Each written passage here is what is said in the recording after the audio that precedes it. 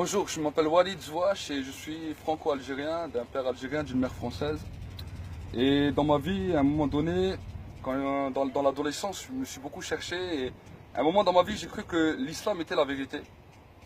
Et malgré ma requête, malgré ma recherche de Dieu, je courais comme ça, je marchais dans la vie et je cherchais toujours un but à ma vie. Et parce que des fois, tout ne venait pas me combler.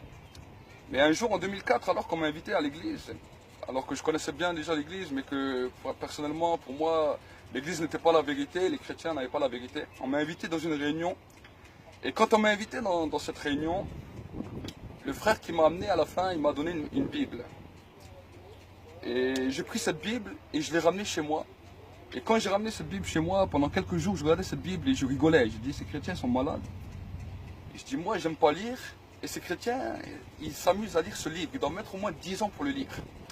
Et alors que je me posais ces questions, je me suis dit, je vais lire le résumé ou le préambule. Comme ça, si un jour une personne me pose des questions sur la Bible, je raconte quelques histoires et après, il me laisse tranquille. Il va voir que je ne suis pas un inculte. Mais dans la Bible, il n'y a pas de résumé. Et quand j'ai ouvert la première page, il y avait écrit la Sainte Bible. J'ai tourné la deuxième page. Cette page, aujourd'hui, elle est blanche. Mais le jour où je l'avais ouvert, il y avait quelque chose d'écrit dessus. Et ce qu'il y avait écrit, il y avait écrit la Bible peut être lue en 72 heures en la lisant continue, sans manger, sans dormir, à haute voix. Alors je me suis lancé un défi. J'ai dit, si cette Bible, on peut la lire en 72 heures, je vais la lire plus rapide qu'aucun chrétien l'a jamais lu. Je vais tout lire à haute voix et je vais retourner chez la personne qui m'a donné cette Bible. Je vais lui jeter la Bible. Je vais lui dire, j'ai écouté le message de l'évangile, j'ai lu la Bible en entier, ne me parle plus jamais de Jésus. C'était ce que je voulais faire. Et j'ai commencé le jour même. Mon ami qui m'a donné la Bible a dit, le jour où tu commences à lire la Bible, commence par l'évangile. Et j'ai commencé par l'évangile de Matthieu. J'ai lu tout l'évangile de Matthieu d'un trait à haute voix. Ça m'a mis 4 heures. 1 heure pour 7 chapitres. Et quand je suis arrivé à la fin de Matthieu, j'étais fatigué. J'ai mis un marque-page. Le lendemain, je me suis relevé, j'ai lu Marc et Luc d'un trait. Et quand je suis arrivé à la fin de Luc, j'ai dit, j'espère que toute la Bible n'est pas comme ça. Ils auraient pu faire un livre, ça aurait fait les 3. C'est les mêmes histoires. Mais toujours que je n'étais pas converti. Et le troisième jour, je lis Jean et Actes des Apôtres. Et quand je lis l'Acte des Apôtres, la Bible elle dit que les disciples de Jésus sont dans la chambre haute et que le feu du Saint-Esprit tombe sur eux. Et ils se mettent à parler en d'autres langues. Moi, je suis tout seul. Je suis tout seul dans mon appartement sur Mulhouse. Et au moment où je suis en train de dire ça, le feu du Saint-Esprit tombe sur ma tête. Ma tête au pied, je parle une langue que je ne comprends pas. Moi, je me suis effrayé, j'étais choqué. J'ai posé ma Bible sur ma table et j'ai parlé à Dieu. J'écoute Dieu, je ne sais pas qui t'es. Je dis, dans l'islam, il est dit, tu égares qui tu veux, tu amènes à toi qui tu veux. Je dis, moi, j'ai pas envie d'être un égaré. Je dis, aujourd'hui, je viens de lire la Bible des chrétiens. L'expérience qu'ils ont vécue les disciples de Jésus, j'ai vécu la même. Je dis, peut-être demain, je vais lire le livre de Bouddha, de Krishna, de je sais pas qui. Je vais peut-être vivre la même expérience. Alors j'ai dit, je parle à toi, le Dieu qui a fait le ciel et la terre. Que tu sois le Dieu de Mohammed, le Dieu de Marie, le Dieu de Bouddha, le Dieu de Jésus, le Dieu de Krishna, le Dieu de je sais pas qui. Je veux pas que c'est un homme qui me le révèle, je veux que c'est toi. Et pour que je suis sûr que c'est toi, je veux que ça se passe puissance 1000 comme jamais t'as fait un homme et que je décolle pas de mon lit.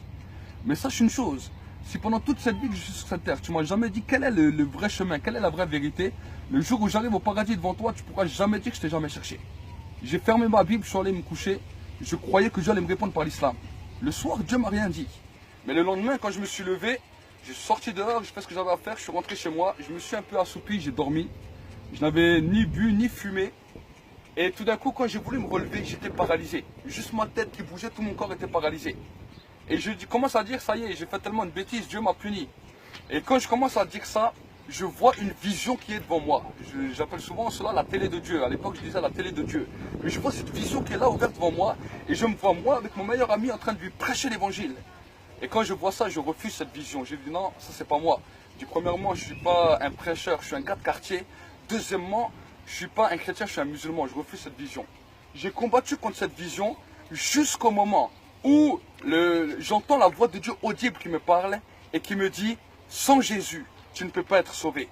À partir de ce moment-là, toute ma vie a été bouleversée. Et à partir de ce moment-là, quand la vision a disparu, moi je croyais que la vision a duré 10 minutes. J'ai regardé sur ma montre, il y a 4 heures qui se sont passées. Je fais, waouh, tu lis la Bible, il se passe des choses de fou. Alors, j'ai dit à Dieu, il n'y a pas de problème, on y va pour Jésus. Je suis ce Jésus. Et depuis ce jour-là, j'ai commencé à voir et expérimenter la grâce de Dieu et l'amour de Dieu. Je commençais à voir des guérisons, je commençais à voir des miracles. Je commençais à voir des gens qui ont été touchés par la puissance de Dieu jusqu'à aujourd'hui. Que Dieu vous bénisse.